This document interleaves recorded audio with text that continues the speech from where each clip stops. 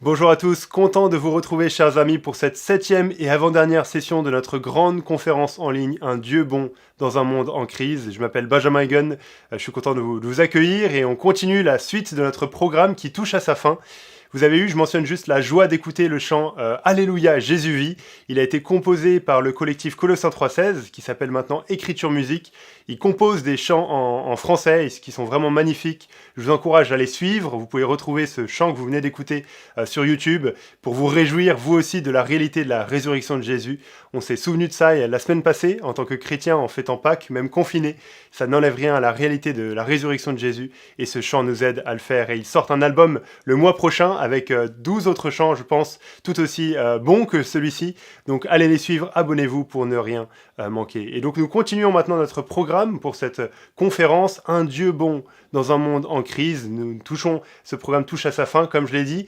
Et on a la joie maintenant d'accueillir Gaëtan Brassard pour une prédication sur la fin du chapitre 8 de Romains et le thème « L'épreuve est-elle une bénédiction ?» L'épreuve peut-elle être une bénédiction? Une question légitime qu'on peut se poser en ce moment. Gaëtan Brassard est pasteur principal de l'église Le Portail au Québec.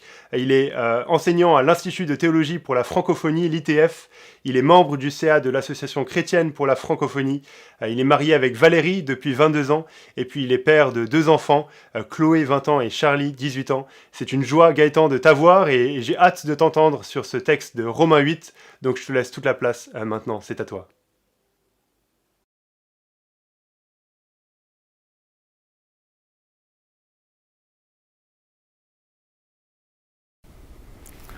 Salut tout le monde, ici Pasteur Gaëtan Brassard de l'Église Le Portail du Québec. Vous l'entendez, si vous êtes de France ou d'Europe, vous l'entendez à mon bel accent. Si vous n'êtes pas québécois et vous avez de la difficulté à bien me comprendre, c'est parce que le français québécois, c'est le français glorifié. Donc au ciel, lorsque vous aurez des oreilles glorifiées, vous allez bien me comprendre. Tout le monde parlera québécois au ciel et tous les Québécois disent Amen. Pour l'instant, je vais faire un effort, je vais tenter de parler, d'avoir un débit un peu moins rapide, mais c'est vraiment une joie pour moi d'être avec vous et de pouvoir déclarer que tout a toujours rapport avec Jésus. Merci aux instigateurs de cette belle conférence internationale où nous voulons proclamer que notre Dieu est souverain, que Dieu règne, malgré la pandémie, malgré le virus, Jésus est sauveur et Seigneur. Et le thème de cette conférence est simplement un Dieu bon dans un monde en crise. Ta conception de Dieu est plus importante que ta conviction qu'il existe. Tu crois que Dieu existe, ce n'est pas suffisant. Jacques dit, les démons croient. Tu crois qu'il y a un seul Dieu, tu fais bien. Les démons aussi le croient et ils tremblent. La Bible dit que sans la foi, il est impossible de lui plaire. La foi, c'est non seulement croire que Dieu existe, c'est croire qu'il récompense aussi celui qui le cherche. En fait, la foi, c'est croire que Dieu est bon, mais également qu'il agit dans cette pandémie. Et le titre de mon message aujourd'hui est simplement « La pandémie concourt au bien de ceux qui aiment Dieu ». La pandémie concourt au bien de ceux qui aiment Dieu. Est-ce que tu aimes Dieu? Est-ce que Jésus est ton sauveur et ton Seigneur? Est-ce que tu te déclares comme un chrétien? Est-ce que tu as été régénéré? Es-tu rempli de l'Esprit? Et as-tu cette conviction que tu es sauvé par grâce, non par tes œuvres, ni par tes mérites, mais par l'œuvre seule de Jésus? Si c'est le cas, je veux déclarer que la pandémie va concourir à ton bien. On va s'appuyer sur Romains 8, 28. Enfin, on va regarder le contexte de ce verset qui est souvent galvaudé, qui est souvent utilisé à toutes les sauces hors contexte. Et pour bien comprendre ce que veut dire l'apôtre Paul lorsqu'il dit que tout concourt au bien de ceux qui aiment Dieu, c'est qu'on doit réaliser que l'Épître aux Romains est une présentation de la bonne nouvelle de Jésus. Maintenant, arrêtons-nous. Qu'est-ce que la bonne nouvelle de Jésus? Qu'est-ce que la bonne nouvelle de Jésus? Je veux simplement te dire que le christianisme n'est pas d'abord de bons conseils. Le christianisme n'est pas une bonne morale. Le but du christianisme, Jésus n'est pas venu pour te donner une bonne moralité, pour faire de toi une bonne personne qui va avoir une bonne vie. Le christianisme n'est pas un bon conseil ou de bons conseils ou une bonne moralité. Le christianisme, c'est une bonne nouvelle. La bonne nouvelle du Fils de Dieu qui est venu marcher sur cette terre, qui a eu cette obéissance passive et active, qui a accompli la loi, qui est mort à la croix. Et lorsqu'on se confie en lui, la Bible dit que notre péché a été déversé sur Christ à la croix, afin que la justice de Christ soit déversée dans nos vies. Jésus est véritablement le Sauveur et le Seigneur, il est ressuscité. Il est monté à la droite de Dieu le Père, il intercède, il a envoyé son esprit, il bâtit son Église et il revient bientôt. Et la bonne nouvelle du christianisme, c'est que ma vie chrétienne n'est pas d'abord définie par l'amour que j'ai pour Jésus, mais par l'amour que Jésus a pour moi. Mon christianisme n'est pas d'abord défini par mon obéissance envers Dieu, mais par l'obéissance de Jésus pour accomplir mon salut. Le christianisme n'est pas une question d'abord de ma performance spirituelle, mais c'est essentiellement la performance spirituelle de Christ. Le christianisme n'est pas mes accomplissements que je peux faire pour Dieu, c'est d'abord Jésus qui dit à la croix, tout est accompli. Le christianisme, ce n'est même pas ce que je peux accomplir, c'est ce qu'il a accompli pour moi, ce n'est même pas mon amour, mais c'est le fait qu'il m'a d'abord aimé. Quelqu'un va dire, mais aimer Dieu, c'est important. Oui, mais nous l'aimons parce qu'il nous aima le premier. Le christianisme n'est même pas d'abord comme ce best-seller qui dit, que ferait Jésus à ma place? Le christianisme est d'abord ce que Jésus a fait à ma place.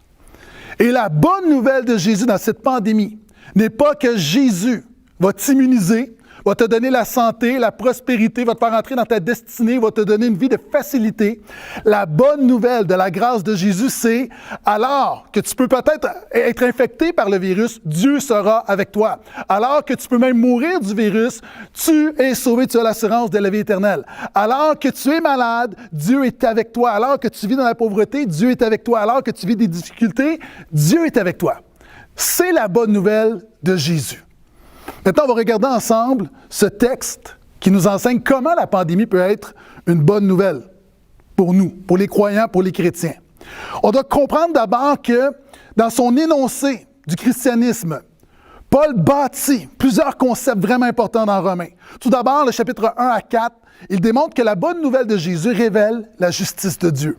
Ensuite, chapitres 5 à 8, il démontre que la bonne nouvelle de Jésus crée une nouvelle humanité, une nouvelle communauté. Nouvelle famille de Dieu. Ensuite, chapitre 9 à 11, il démontre comment la bonne nouvelle accomplit les promesses pour Israël. Et finalement, les chapitres 12 à 16, Paul enseigne comment la bonne nouvelle de Jésus unit l'Église. En fait, dans le cœur de l'Épître aux Romains, chapitre 8, là où nous sommes, c'est une déclaration que notre Dieu est souverain en toutes circonstances. Et c'est pourquoi on peut dire que la pandémie concourt au bien des chrétiens.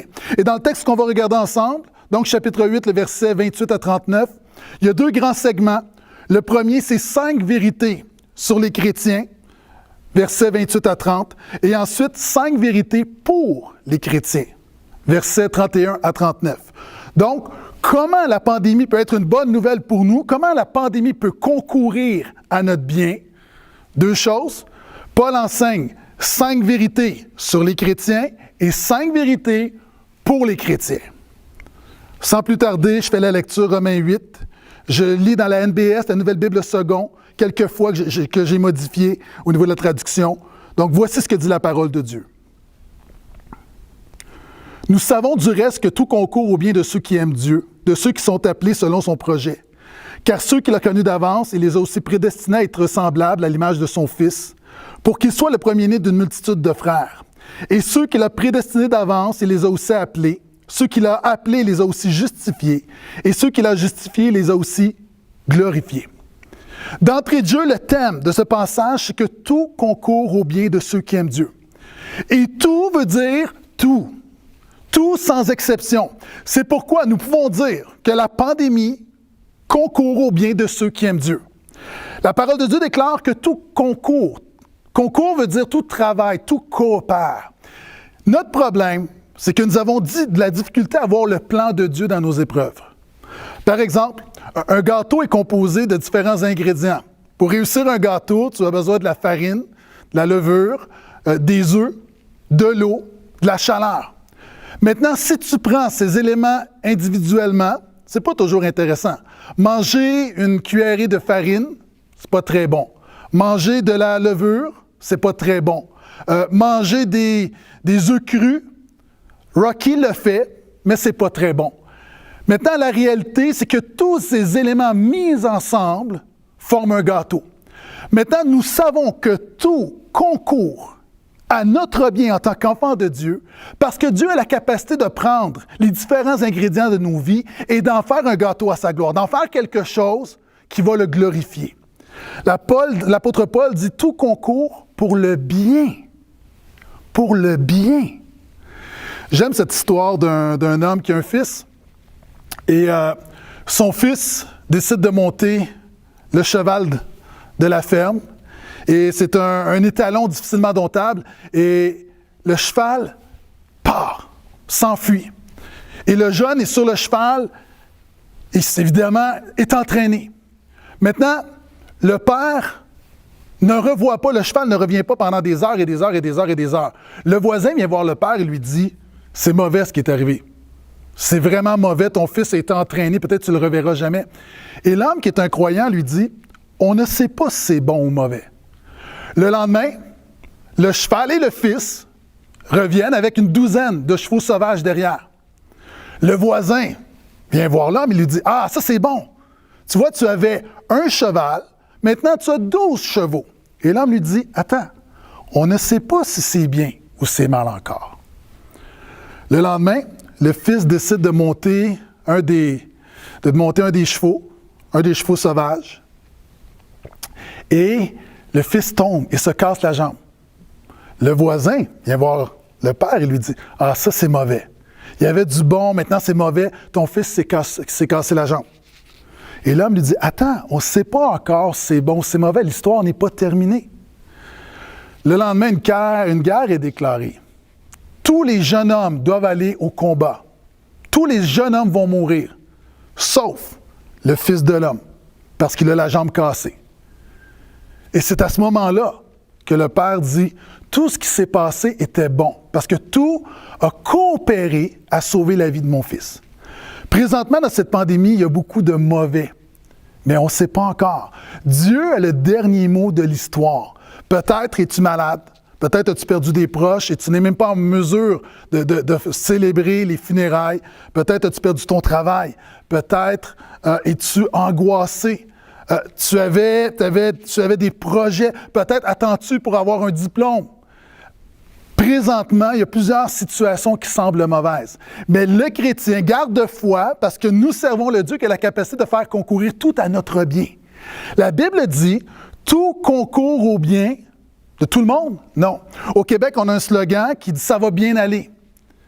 Et en fait, j'admire l'optimisme de la culture québécoise, mais ça ne va pas bien aller pour tout le monde. Des gens vont mourir. On a des gens dans nos églises qui meurent, de bons chrétiens. Cette vie nous enseigne, et c'est la Bible qui le révèle, qu'il arrive de bonnes choses à de mauvaises personnes et de mauvaises choses à de bonnes personnes. Mais la Bible dit que tout concourt au bien de ceux qui aiment Dieu. Dans la Bible, aimer est plus qu'une émotion, c'est toujours une action. Jésus va dire, si vous gardez mes commandements, vous m'aimez. J'aime beaucoup ce que Lloyd Jones écrit sur ce passage. Voici ce qu'il dit. Je crois que Paul avait une raison particulière d'utiliser le terme « aimer » plutôt que le terme « croire » à ce stade. Une des meilleures façons par lesquelles nous pouvons vérifier immédiatement si nous aimons Dieu ou non est notre réaction dans l'adversité. Paul dit « Tout concourt au bien de ceux qui aiment Dieu ». Frères et sœurs, le calvinisme est beaucoup plus qu'un système théologique. Le calvinisme est beaucoup plus que la tulipe, est beaucoup plus que 5 principes. Il y a un concept dans l'histoire de l'Église qu'on appelle le calvinisme expérimental. C'est-à-dire, avant d'être une théologie, le calvinisme est un style de vie, est une confiance inébranlable dans la souveraineté de Dieu. Et c'est pourquoi Paul ne dit pas ceux qui croient, ceux qui ont une bonne théologie. Il parle de ceux qui aiment Dieu. Je le répète souvent à mon Église et aux gens autour de moi, il n'y a rien de plus pratique qu'une bonne théologie. Le calviniste n'est pas celui qui a une grande tête, qui sait plein de choses. C'est quelqu'un qui sait que la théologie est importante pour l'aider à mieux suivre Jésus. Ça, encore une fois, c'est Lloyd Jones qui disait, c'est la logique en feu. Le calviniste est celui qui est passionné pour Dieu. Et celui qui soupire après Dieu, qui cherche Dieu, qui prie Dieu, qui proclame la bonne nouvelle de la grâce et qui fait confiance à Dieu en toutes circonstances.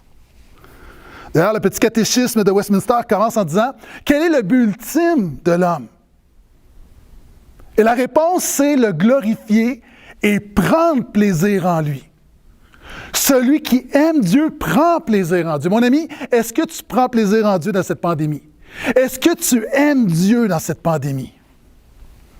Et l'apôtre Paul enchaîne avec ce qu'on appelle la chaîne d'or du salut, avec 5 maillons, 5 vérités sur les chrétiens. Il dit, pourquoi tout concourt au bien de ceux qui aiment Dieu? Verset 29, car ceux qu'il a connus d'avance. Frères et sœurs, nous avons été connus d'avance. Dans la Bible, connaître n'est pas simplement savoir des choses. Connaître est une intimité.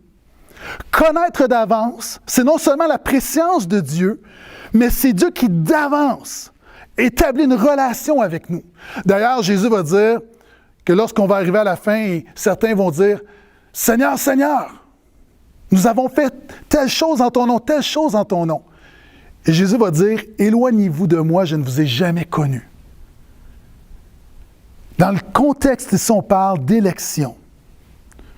Et ce que la parole de Dieu déclare, c'est que ton salut n'a pas commencé lorsque tu as choisi de suivre Jésus, il y a quelques années. Ton salut a commencé lorsque Dieu t'a souverainement choisi dans l'éternité passée. Peut-être es-tu comme moi lorsque la date de ma conversion est inscrite dans ma Bible. Maintenant, quel réconfort de savoir que mon salut n'a pas commencé avec, dans les années 90, quelque part, un mois de septembre 93, mais il a commencé dans l'éternité passée. Maintenant, plusieurs personnes qui m'écoutent, peut-être as-tu des objections à l'élection. Je te comprends, pendant longtemps, j'ai été dans ce camp. La première objection qu'on a, c'est une objection émotive. On est tous traumatisés lorsqu'on était enfant, et dans la cour d'école, à la récréation, on fait 2 équipes, on nomme 2 capitaines, on doit choisir des gens, et on a tous vécu la honte d'être choisi le dernier, de ne pas être choisi. Et on a un malaise avec l'élection de Dieu, parce qu'on se dit, si Dieu choisit certains, il n'en choisit pas d'autres. Quelquefois, pour contourner cette objection émotive, on va dire, oui, mais ce que le texte dit, c'est que Dieu, il a connu d'avance ceux qui auraient la foi. Vous savez, tous les chrétiens évangéliques proclament le salut par grâce. Mais l'être pécheur, la chair, a beaucoup de difficultés à se faire dépouiller de tout mérite. On aime se garder un petit mérite. Pendant longtemps, je disais, Dieu m'a sauvé par grâce, mais dans le fond de mon cœur, je l'ai gardé un petit mérite de dire que moi, j'ai cru, moi, j'ai compris ce que les autres n'ont pas compris. Oui, je ne mérite pas la vie éternelle, mais j'ai quand même compris quelque chose. J'ai une foi que les autres n'ont pas, et je me gardais un petit mérite. Oubliant que Jésus avait dit que nul ne peut venir à moi si le Père les attire. De la même manière, Jésus a dit, ce n'est pas vous qui m'avez choisi, c'est moi qui vous ai choisi. Et ça, on réagit parce qu'on se dit, mais il n'y a pas de consolation à cette doctrine dans la pandémie, parce que l'être humain est libre.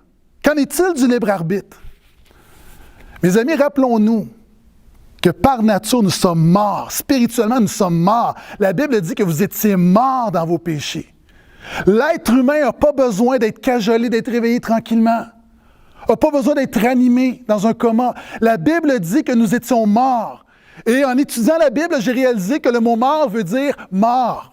Nous étions morts dans nos péchés. Nous étions des rebelles, corrompus, séparés de Dieu. Nous méritions la colère de Dieu. Et si Dieu n'intervient pas, si Dieu n'était pas intervenu dans ma vie, je ne l'aurais jamais choisi. Parce que la Bible dit dans Romains 3 qu'aucun ne désire Dieu. Aucun ne désire Dieu. Vous savez, si on donne le choix à un lion entre de la salade et de la viande, 100% des fois, le lion va choisir la viande parce qu'il est carnivore. Un lion végétarien, ça n'existe pas. Le lion va toujours choisir la viande. Pourquoi? Parce qu'il choisit toujours en fonction de sa nature. L'être humain pécheur ne choisit jamais Dieu. Il choisit toujours le péché, le diable et le monde. Pourquoi? Parce que nous choisissons selon notre nature. Si Dieu ne nous donne pas un cœur nouveau qui amène un nouveau désir, nous demeurons dans la mort. Et la Bible nous dit que ce fameux libre-arbitre, en fait, l'être humain est responsable, mais nous avons besoin d'une intervention de Dieu qui nous ramène à la vie. Et certaines personnes m'écoutent et probablement tu as de la difficulté avec ce message. Mais lorsque quelqu'un est mort, ce qu'on a besoin, c'est de le ranimer, et souvent avec vigueur. Et ce message peut être dur pour certaines personnes, mais c'est ce que tu as besoin d'entendre. Parce que l'être humain n'est pas dans un petit coma spirituel et a besoin d'être doucement réveillé par Jésus. Nous avons besoin d'une vie nouvelle, nous avons besoin d'une résurrection. Et on ne peut pas naître de nouveau par nous-mêmes. Et souvent, on fait des parallèles avec nos enfants. Parce qu'on dit le libre arbitre, le libre arbitre. Le libre arbitre est esclave de notre nature pécheresse. Mais nous sommes totalement responsables de nos choix. Si j'ai mon enfant de 5 ans qui me dit « Papa, cette nuit, je vais dormir chez mon ami et je ne sais pas si je vais rentrer ce week-end. » Est-ce qu'en bon père, je vais lui dire « Mon enfant, je vais respecter ton libre arbitre. » Non. Je sais qu'il n'est pas capable de décider, de prendre les bonnes décisions par lui-même. Maintenant, le salut par grâce, c'est de reconnaître que par nous-mêmes, on ne peut pas prendre cette décision, que nous avons besoin que Dieu vienne incliner notre cœur et nous donne cette capacité de se repentir, de mettre notre foi en lui. Et mon ami, encore une fois, tu n'es pas un robot. Ta repentance, tu es responsable de ta foi et de ta repentance. Mais si Dieu ne te donne pas le cœur pour le faire, tu ne pourras pas le faire. Et souvent, on va dire, oui, mais Dieu est injuste. Encore une fois, l'être humain n'est pas un enfant mignon où Dieu nous regarde en disant « Oh, qu'il est mignon ». Nous sommes des rebelles. Nous sommes des rebelles. Nous avons insulté Dieu. Notre vie, à vouloir vivre sans Dieu, notre révolte est une insulte à Dieu, est un affront à Dieu. Et la bonne nouvelle de la grâce, c'est que Dieu ne nous a pas abandonnés, il a envoyé son Fils pour nous ramener à lui. Alléluia. Nous avons été connus d'avance. Je reviens. La pandémie concourt à notre bien parce que peu importe ce que nous vivons, nous savons que notre histoire, que ce qui prend place, peut-être que tu as reçu une mauvaise nouvelle au mois de mars 2020, mais ton histoire commence dans l'éternité passée. Dieu n'est pas pris au dépourvu. Dieu n'improvise pas. Et la deuxième bonne nouvelle, c'est que nous avons été prédestinés. L'élection dit que Dieu est souverain au début de notre salut, et la prédestination nous dit que Dieu est souverain à la fin de ton salut. C'est-à-dire que Dieu va destiner la fin de toute chose. On a souvent l'impression que lorsqu'on entend ce message, que le croyant va se mettre en pilote automatique. La Bible dit que celui qui a véritablement été régénéré va persévérer jusqu'à la fin. Certains diront, mais à quoi ça sert de prier, puis à quoi ça sert d'évangéliser? À quoi ça sert de marcher dans la sainteté? À la maison, on a un poêle au bois et je fais livrer des cordes de bois et je dois les corder, comme on dit au Québec, je dois les placer.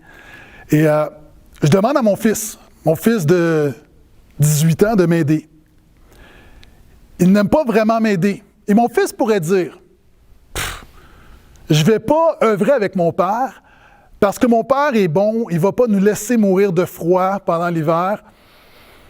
Donc, je n'ai pas besoin de contribuer, je n'ai pas besoin d'œuvrer, je n'ai pas besoin de travailler avec lui. Maintenant, lorsque je demande à mon fils de m'aider, en fait, vous savez, je suis encore un jeune homme en forme, je suis très bien capable de le faire seul. Mais pourquoi je demande à mon fils de venir avec moi? Parce que je veux être avec lui. Dieu peut très bien faire l'œuvre dans ce monde sans toi et moi. Mais Dieu a choisi de nous faire participer à son œuvre. Dieu veut que ses enfants œuvrent avec lui. Vous savez, Dieu, la souveraineté de Dieu, c'est quoi? C'est que Dieu décrète la fin de toutes choses, mais également les moyens par lesquels ces choses vont arriver. Donc, oui, le chrétien qui a une conviction de la souveraineté de Dieu, non seulement nous croyons que Dieu contrôle toutes choses, mais nous croyons que Dieu a préparé des œuvres d'avance, on veut entrer dans ces œuvres d'avance. Et c'est pourquoi on prie.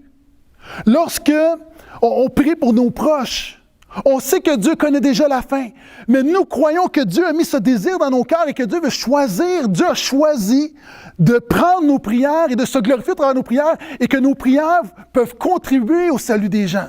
Dieu a décrété de toute éternité que la prière était le moyen par lequel il était pour œuvrer. Donc, oui, le calviniste est celui qui a une grande conviction dans la souveraineté de Dieu et celui qui prie et celui qui proclame la bonne nouvelle de Jésus. Pourquoi? Parce qu'il sait très bien que Dieu a non seulement décrété la fin, mais également les moyens. Et nous savons que dans cette pandémie, Dieu a préparé des œuvres d'avance dans lesquelles on veut entrer. Et la Bible dit que nous avons été troisièmement appelés. Lorsque Dieu nous a appelés, sa grâce est irrésistible. Souvent, on a l'impression que Dieu appelle les qualifiés. En fait, ce que ce texte nous enseigne, c'est que Dieu n'appelle pas les qualifiés, il qualifie les appelés. La Bible dit, nous avons été justifiés. Non seulement on a été connus d'avance, on a été prédestinés, on a été appelés, on a été justifiés. Dernièrement, il s'est produit quelque chose d'assez particulier. J'ai remboursé totalement ma carte Visa. Et en faisant le paiement, j'ai trop payé. Et pour la première fois de ma vie, il est arrivé quelque chose de particulier. C'est que pendant longtemps, je devais de l'argent à Visa. Maintenant, c'est Visa qui me doit de l'argent. Donc, j'ai un débit sur ma carte Visa. La réalité, souvent, on a l'impression et on dit, Jésus a payé ma dette. Mes amis, Jésus a fait beaucoup plus que payer ta dette. Lorsqu'on parle de justification, c'est non seulement que Jésus a remboursé ta dette devant Dieu d'1 million de dollars, mais il a mis encore 1 million sur ta carte. Pourquoi? La justification, c'est Christ qui impute, c'est Dieu qui impute la justice de Christ dans ta vie.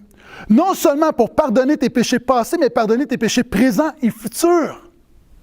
Et quand la parole de Dieu dit « Nous avons été justifiés », quelle bonne nouvelle! Quelle bonne nouvelle de savoir, et c'est Paul Tripp qui dit la chose suivante, on pourrait obéir tous les commandements pendant 10 000 ans. Nous ne serons jamais autant acceptés que la première fois que nous avons cru. La justification, elle est totale en Jésus. Et finalement, nous avons été glorifiés. Et c'est intéressant, parce que les 4 premiers maillons parlent d'événements passés, et Paul parle de glorifier alors notre glorification future, c'est-à-dire alors qu'on va vivre la résurrection dans le paradis de Dieu, et pour l'éternité, on va célébrer Jésus. Il dit, vous avez été glorifiés. Pourquoi? Pourquoi c'est important? Lorsque les enfants vont à la plage, on leur met de la crème solaire. Pourquoi? Parce que le soleil peut être une grande bénédiction, mais peut devenir une grande malédiction. Le soleil peut brûler. La Bible dit que l'homme ne peut voir Dieu et vivre. Dieu dans sa gloire, dans sa sainteté, dans sa pureté, dans sa majesté. Si Dieu se manifestait tel qu'il est à l'être humain pécheur, instantanément nous serions pulvérisés. Donc, nous avons besoin, alors que Dieu nous veut avec lui pour l'éternité, nous avons besoin d'être en mesure de vivre dans cet état glorieux. Et c'est pourquoi la résurrection corporelle, le corps de gloire est important.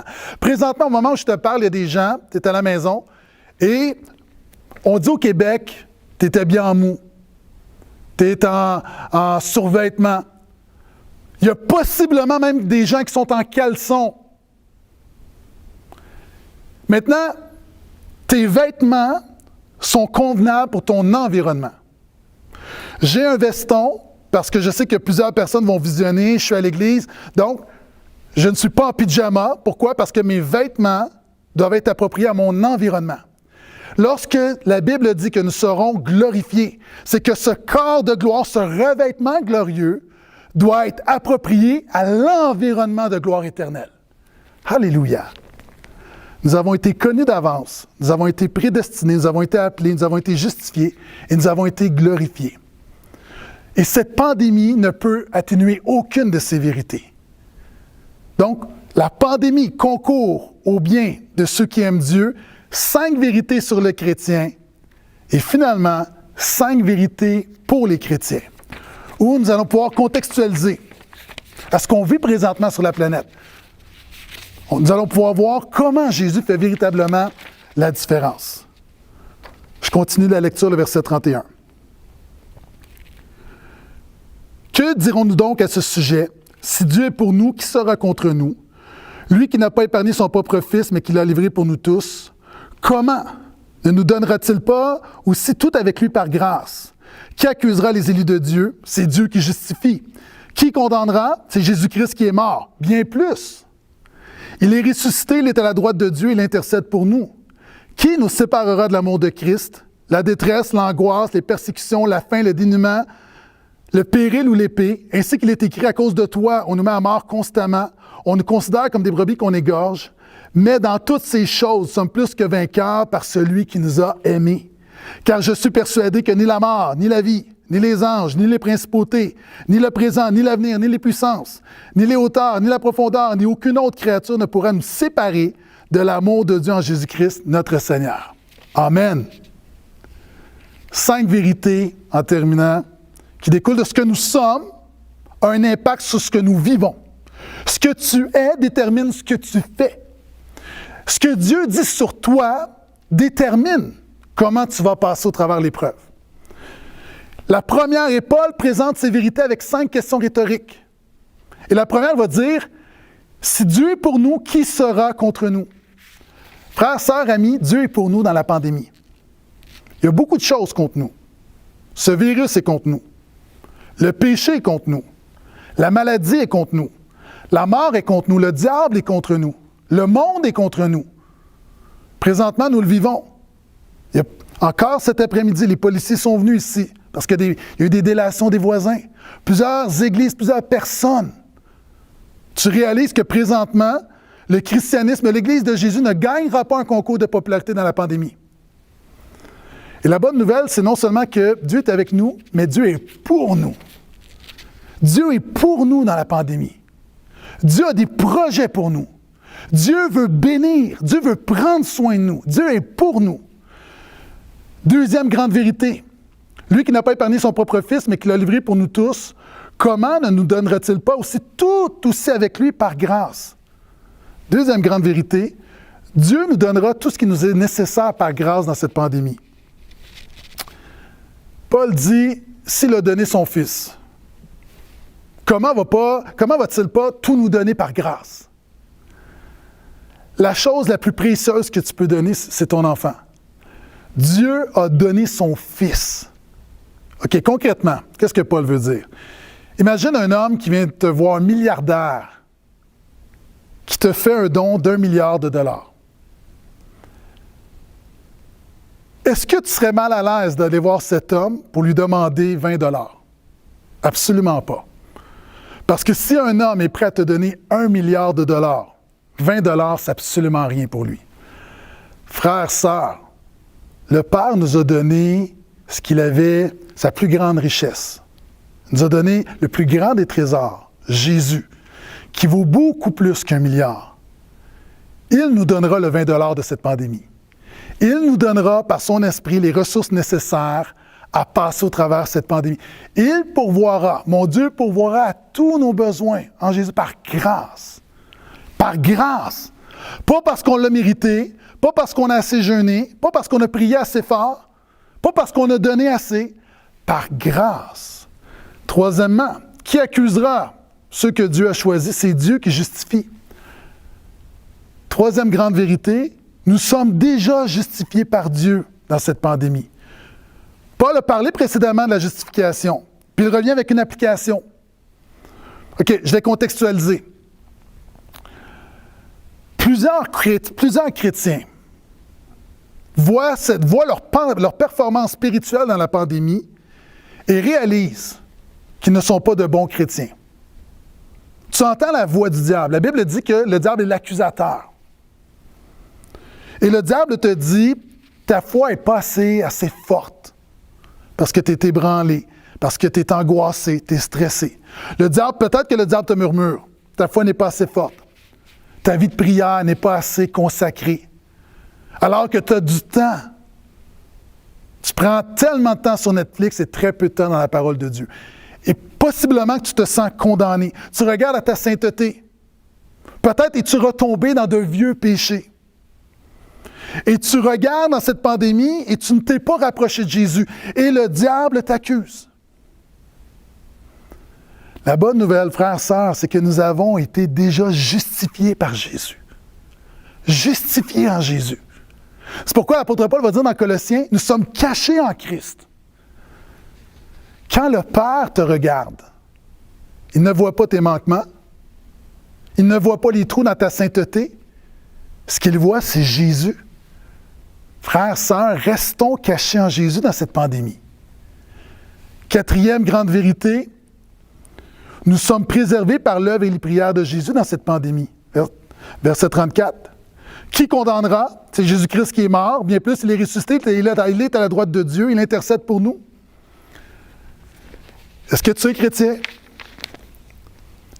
L'œuvre et les prières de Jésus te préservent dans la pandémie.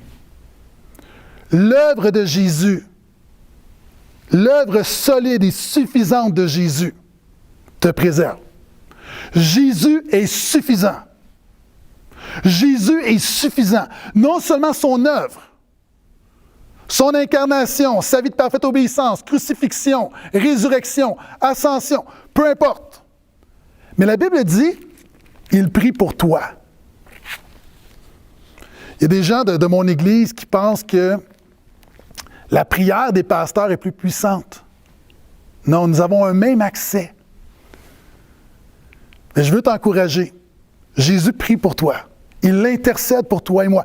Il garde son Église. Il préserve son Église au travers de cette pandémie. Il a dit, je bâtirai mon Église et les portes du séjour des morts ne prévaudront pas contre elle. Et j'imagine que les portes du séjour des morts incluent le coronavirus. Le coronavirus ne prévaudra pas contre l'Église de Jésus. Il bâtit son Église et par sa grâce, son Église sortira encore plus forte de cette crise. Mais tu dis, mais comment est-ce possible alors qu'on ne peut même pas se réunir? L'Église n'est pas le bâtiment, ce sont les gens. Alors que l'Église, le bâtiment de l'Église est vide, les gens de l'Église sont remplis par l'Esprit de Jésus. Donc, l'Église continue. L'Église n'est pas fermée. Les cultes ont peut-être cessé. Les cultes publics ont cessé. Les ralliements ont cessé. Mais l'Église n'a pas cessé. Le témoignage de l'Église n'a pas cessé. Et je termine. Verset 35. Donc, 5 grandes vérités. Lorsqu'on réalise que nous sommes, donc que Dieu nous a connus d'avance, que Dieu a fait son œuvre en nous. Non seulement Dieu nous a connus d'avance, Dieu nous a prédestinés, il nous a appelés, justifiés, glorifiés. Et il y a 5 conséquences. Dieu est pour nous dans cette pandémie. Deuxièmement, Dieu va nous donner tout ce que nous avons besoin par grâce dans cette pandémie. Troisièmement, nous sommes déjà justifiés, nous sommes justifiés par Dieu dans cette pandémie. Quatrièmement, nous sommes préservés par l'œuvre et les prières de Jésus dans cette pandémie. Et finalement, rien ne nous séparera de l'amour de Jésus dans cette pandémie. Paul, au verset 35, va dire la détresse, l'angoisse, les persécutions, la faim. J'imagine que ça inclut les temps troubles que nous vivons présentement. Et Paul dit, dans toutes ces choses, nous sommes plus que vainqueurs. Église de Jésus, dans la pandémie, nous sommes plus que vainqueurs. En grec, c'est hyper vainqueur. Et tu te poses la question, mais comment est-ce possible d'être plus que vainqueur? Nous comprenons c'est quoi être vainqueur, mais comment être plus que vainqueur? Imagine un boxeur qui lutte pour le championnat du monde, qui fait des sacrifices, qui s'entraîne fort, qui prend soin de son alimentation. Plusieurs enchaînent les combats. Un jour, a accès au championnat du monde, fait un combat incroyable, 12 rounds, très dur, pénible, remporte la victoire. Remporte la ceinture de championnat du monde avec une bourse de plusieurs millions de dollars. Il revient à la maison, remet sa ceinture et sa bourse à son épouse et lui dit, pour ton support, pour ta foi dans ce que je fais, voici, je te donne tout. Cette épouse, elle est plus que vainqueur. Pourquoi? Parce qu'elle a tous les bénéfices de la victoire sans avoir combattu pour la victoire. L'Église de Jésus est plus que vainqueur. Pourquoi? Parce que nous avons tous les bénéfices de la victoire de Jésus, sans avoir combattu pour la victoire de Jésus. Christ a combattu à la croix. Il est victorieux. Il rend son Église plus que vainqueur. Et la Bible dit, comment nous expérimentons cette victoire? C'est dans toutes ces choses. Pas malgré ces choses. Non, dans toutes ces choses. La pandémie est une occasion, une opportunité où Dieu, dans sa souveraineté, veut se manifester et te rendre plus que vainqueur. Tu dis, mais comment est-ce possible? Paul le dit, je me réjouis, je me plais, je mets ma fierté dans les faiblesses, car quand je suis fort, quand je suis faible, c'est alors que je suis fort. Qu'est-ce que ça veut dire? Ça veut dire que lorsque tu es faible, c'est là que Dieu manifeste sa grâce. Une personne, frères, sœurs, des gens plus âgés, les aînés qui m'écoutent, les gens, vous avez peut-être au-delà de 75 ans, vous avez perdu de la vigueur, peut-être vous êtes dans la faiblesse. Mais la Bible dit qu'une personne âgée, avec la grâce de Dieu, a plus de force spirituelle que le jeune homme, que le jeune culturiste. Peut-être avez-vous tout perdu. Et dans la faillite, la grâce de Dieu vous rendra plus riche spirituellement que le plus grand des millionnaires. Jésus nous rend plus que vainqueurs en manifestant sa grâce dans l'épreuve. Alléluia. Et ce que la parole de Dieu nous dit, c'est aucune épreuve humaine, aucun monde surnaturel, aucune difficulté temporelle, aucune limitation corporelle, besoin matériel, attaque spirituelle, non, rien ne nous séparera de l'amour de Jésus. Si un jour, Dieu me dit, lors du jugement dernier, Gaétan, tu vas passer l'éternité en enfer. Je vais dire deux choses. La première chose, je vais dire que ta volonté soit faite. Qui suis-je pour m'opposer à la volonté de Dieu? Je m'en réjouis pas, mais nul ne peut résister à Dieu, nul ne peut s'opposer à Dieu. Mais je vais lui dire cette deuxième chose. Si je dois passer l'éternité en enfer, ton fils Jésus va devoir venir avec moi. Parce que lui et moi, on fait un. Je suis uni avec Christ, je suis caché en Christ. Si quelqu'un est en Christ, les choses anciennes sont passées, toutes choses sont devenues nouvelles. Et l'assurance de la vie éternelle vient du fait, Dieu ne m'enverra pas en enfer, alors que je le mérite. Mais par grâce, il me donne la vie éternelle. Pourquoi Dieu me préserve de l'enfer? Parce que Dieu ne peut envoyer son Fils en enfer. Et lui et moi, on fait un. Rien ne me séparera de l'amour de Jésus. En conclusion, lorsqu'on regarde ces vérités, on peut relever la tête. On peut garder courage. On peut garder notre paix et notre joie. Parce que toutes ces choses ne dépendent pas des circonstances extérieures. Elles dépendent de l'œuvre intérieure, du Saint-Esprit qui applique la croix de Jésus dans nos vies. Alors que dans cette belle conférence, il y a des dizaines de pasteurs, prédicateurs qui annoncent la bonne nouvelle de Jésus, des hommes que j'admire, des hommes brillants, éloquents.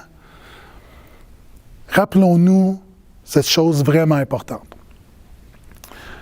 Il y a plusieurs années, des touristes américains ont été à Londres pour faire une sorte de tournée spirituelle des églises.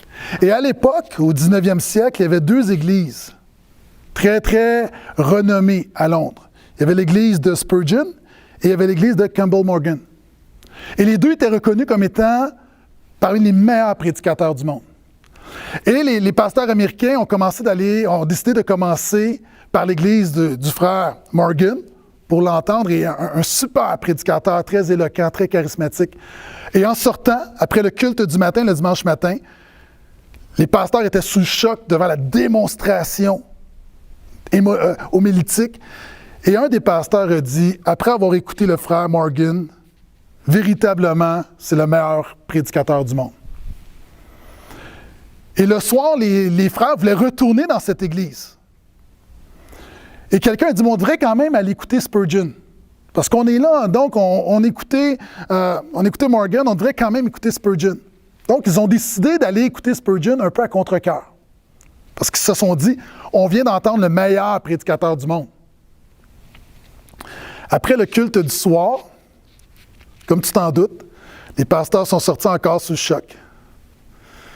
Et celui qui avait parlé le matin a repris la parole, il a dit, ce matin, après avoir écouté Campbell Morgan, ma conviction, c'est que c'était vraiment qu'on n'avait pas de meilleur prédicateur à travers le monde que cet homme. Après avoir écouté Spurgeon, ma conviction, c'est qu'on n'a vraiment pas de meilleur sauveur que Jésus à travers l'univers. Ce que chaque pasteur, prédicateur, enseignant a voulu faire et veut faire dans cette conférence, c'est pointer vers Jésus. Pointer vers Jésus. Parce que tout a toujours rapport avec Jésus, même dans la pandémie. Et Paul commence justement son développement en disant que Dieu nous a prédestinés à être à l'image de Jésus. Vous savez, le chrétien, nous ne sommes pas, je disais à l'Église dimanche, et je termine là-dessus, nous ne sommes pas virusocentriques. Je sais que le terme n'existe pas, mais nous ne sommes pas virusocentriques, centrés sur le virus. Nous ne sommes pas pandémiocentriques. Non, nous ne sommes pas virusocentriques, pandémiocentriques, nous sommes christocentriques. Et nous passons au travers cette pandémie centrée sur Jésus, sachant que Dieu, le Dieu souverain, a un plan parfait et que ce plan, c'est d'utiliser les circonstances difficiles de cette pandémie pour nous amener, pour nous conformer, pour nous transformer de gloire en gloire à l'image de Jésus. Est-ce que je peux entendre un Amen, un Alléluia? Dans ma culture d'église, on est très, très vocal, verbal. Je sais qu'il y a différentes tribus qui sont là, mais tu peux le dire dans ton cœur, mais ça mérite un Amen. Dieu est fidèle. Prions. Seigneur, merci pour les frères et les sœurs partout à travers la francophonie qui prennent ce temps à part pour s'enraciner dans la parole, pour se rapprocher de toi.